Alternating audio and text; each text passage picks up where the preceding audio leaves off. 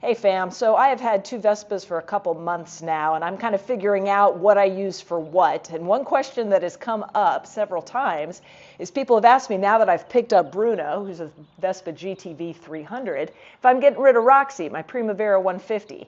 I actually have no intention of getting rid of Roxy. I actually think the 150 is a great scooter for so many reasons. And so I want to share why I plan on hanging on to Roxy, my 150, the beauty of the 150, all the reasons why I think it's totally worth having both, hanging on to this one while also riding this one. So maybe this will help you make a decision between a 150 and a 300. I hope this is helpful. Thanks for watching. So it is an absolutely beautiful night, and I think there's no better way to sing the praises of my Vespa 150 than by taking her out on a night like tonight.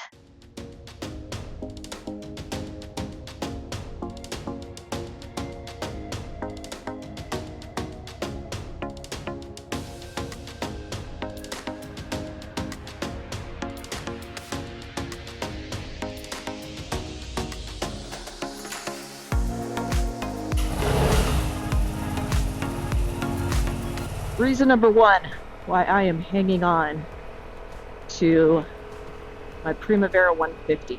Most of my life exists within about 5 miles of my house. I run errands like normal people. I meet others for coffee, for lunch, that kind of thing. And I don't tend to go very far to do these things. So my life is very local. And so a 150 is really good for just normal life. And when I just need to run to the store real quick, or if I have to make a couple stops, I'm going to hop on Roxy 10 times out of 10 times when that happens, because she just makes sense, really, for most of what I do.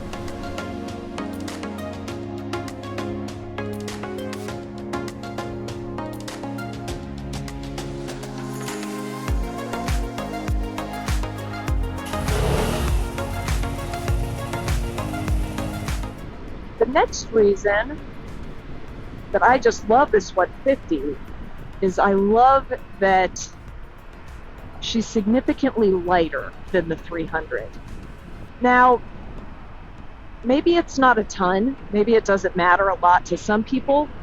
To me, the weight difference makes a huge difference, particularly when I need to maneuver for a round, like in a parking lot, back her into something. Like when I'm on my 300, that takes a significant amount of effort to push it around in a parking lot. So Roxy here is just much lighter. She's easier to just maneuver around, particularly when the motor is not running. So the fact that she's just lighter and easier to maneuver also just makes her more practical for most of what I do.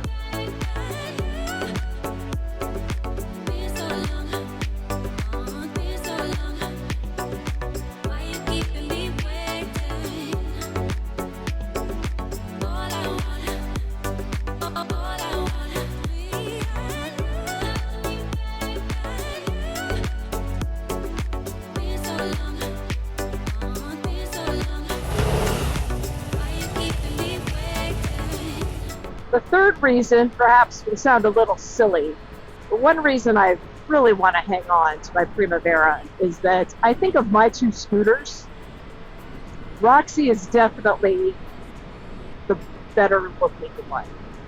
Now, I love them both, of course. I think the whole GTV look of Bruno with that low headlight and some of the old school components is very cool. There's a certain attraction to that for me, but I just think the color and the style of this Primavera is just much better looking. This one by far gets more attention in parking lots from strangers. I mean, everybody kind of wants to know more.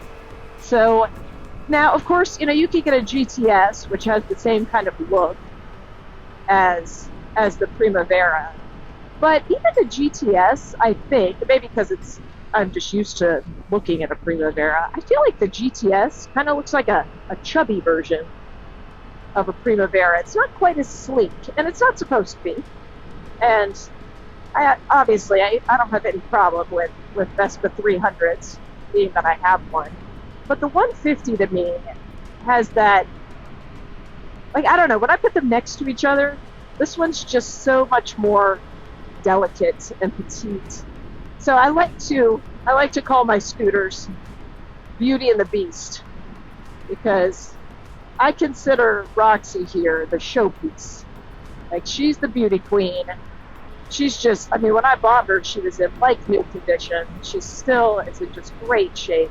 She's been ridden a lot, but I haven't had any major incidences that have affected any body work or paint or anything like that.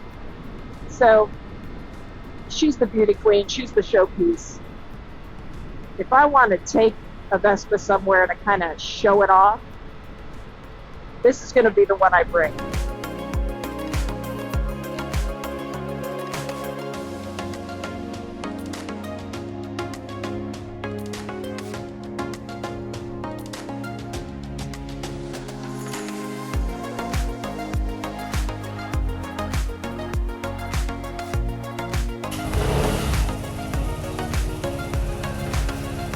So what place does Bruno have in all this? So Bruno exists to take me farther. So if I'm going to be sitting for a while, going for a long distance, I want that power and weight and stability of that 300. Now, when I started the whole Vespa life, I actually never intended to go very far. One of my reasonings for getting a Vespa was because I thought, with most of my life existing so close to my house, I didn't actually need to take a big and efficient car. I could just scoot over on a Vespa, and that just seemed to make practical sense to me. But Bruno came into the picture because I really started paying more attention on YouTube to different moto vloggers, and I got really attracted to the idea of taking longer trips and having my rear end on the seat for significantly longer. And I think when it comes to distance, highway driving, not interstate, mind you, highway driving, I think he's the much better choice. Now, I'm not opposed to taking my 150, but I do think a lot of that would be full throttle riding. And I don't know that that's the best for long periods of time. So Bruno's the one who takes me farther, and he's got that weight and rock solid stability. But he is definitely harder to just kind of maneuver around.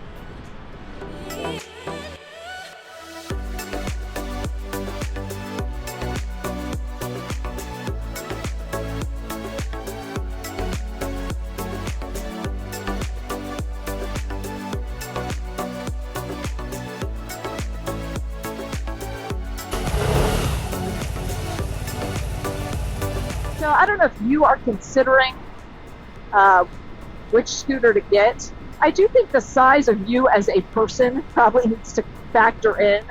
I can understand why a guy who is just generally, bigger and stronger than I am for sure, why a guy maybe wouldn't have the same issues maneuvering around a 300 as I do. So I can see why maybe a guy, or even like a stronger woman or a larger woman, I could see how maybe it would make sense, because you maybe couldn't quite get the speed out of a 150, and you might just like the power and stability and think the maneuverability just isn't an issue. To me, it really is. I find it much easier to just be able to move this around. So anyway, those are my thoughts. It's why I love my 150. If I were forced to get rid of a scooter, I would get rid of the other one. I would not get rid of this one. I plan on keeping this one for the long haul.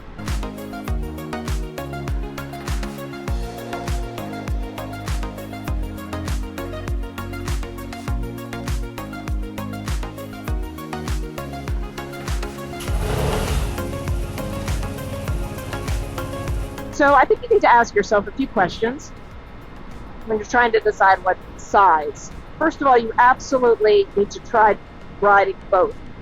But when you test drive, I recommend you make some stops in parking lots and just try to maneuver the scooters around the parking lots. Because when you ride a 300, it definitely feels stronger. It feels more powerful. That's attractive when you just get on a scooter to have that kind of power. But the practicality of it is a different story, I think. I just think it is. So test ride both and really ask yourself what it is you are going to use it for. If you're planning on just sort of running errands around town, if you live in the city and you just want something that's easy to get down city streets, easy to park, I really think the 150 is probably the go-to scooter for you. If you're a little bit further out in the country, maybe in the suburbs, you have a longer way to go. If you're commuting to work, you have a longer way to go. It's possible that the 300 would just be a better option. So there's lots to consider. I obviously I can't make anybody's decision for them, but I do know that I have been asked if I plan to get rid of this one now that I've gotten the bigger one. And I just wanted to address why I have zero intention of getting rid of this one. I hope this was helpful to any of you who are making those decisions and considering. If you have a 150 and it's all the scooter you need, comment below. If you have a 150 and you're considering getting a 300, I would love to know your thoughts. Or if you regretted getting your 150 and wish you got the 300, or the other way around. I think this is a pretty big decision, deciding what size scooter you need. And I'm sure there are people out there who feel like maybe they did not make the best decision. So drop a comment below. I'm going to enjoy the rest of this time riding. Thanks for coming along.